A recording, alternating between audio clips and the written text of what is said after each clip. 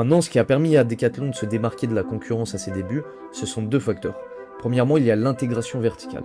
Donc c'est le fait de créer sa propre marque, de pouvoir décider du prix, des fournisseurs. En clair, ça a permis à Decathlon de proposer des prix 30 à 50% inférieurs aux marques concurrentes, pour une qualité souvent équivalente sur les gammes d'entrée et milieu de gamme. Et c'est un modèle qui est assez comparable à ce que fait Zara dans le textile. Mais ce qui est intéressant, c'est que en faisant cette action-là, en créant sa propre marque, au plus Decathlon va vendre, au plus des grandes quantités vont être fabriquées et au plus les coûts unitaires vont baisser. Donc en clair, c'est un cercle vertueux, classique, mais que peu d'acteurs ont su enclencher à cette échelle dans le sport. Maintenant, un autre élément qui a permis à Decathlon de se propulser, c'est le fait de viser le grand public, et ça dès le début.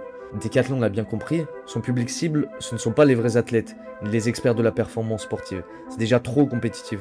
Des grosses marques sont déjà implantées à se disputer des places au sommet, comme Nike, Adidas, etc. Alors Decathlon a fait le choix de viser large, d'être entrée de gamme, de viser monsieur et madame tout le monde qui cherchent simplement à s'essayer à certains sports et qui recherchent simplement du matos qui fait le taf, qui répond à leurs besoins sans être nécessairement hors de prix et hyper spécifique. Et très vite, le modèle de Decathlon a fonctionné.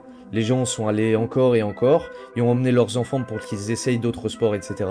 Et ça a fonctionné. Mais ce qui a été une force pour ce magasin à ses débuts, c'est récemment montré être un problème, mais on y reviendra plus tard dans la vidéo. Maintenant, un autre avantage, qui est notable, c'est le fait que Decathlon n'est pas sur le marché boursier. C'est un point hyper puissant puisque les salariés sont actionnaires. En clair, c'est pas juste une famille qui possède une boîte, mais les avantages de tout le monde sont alignés sur le long terme. Plus la boîte va se développer, plus les employés vont gagner, puisque c'est des actionnaires tout simplement.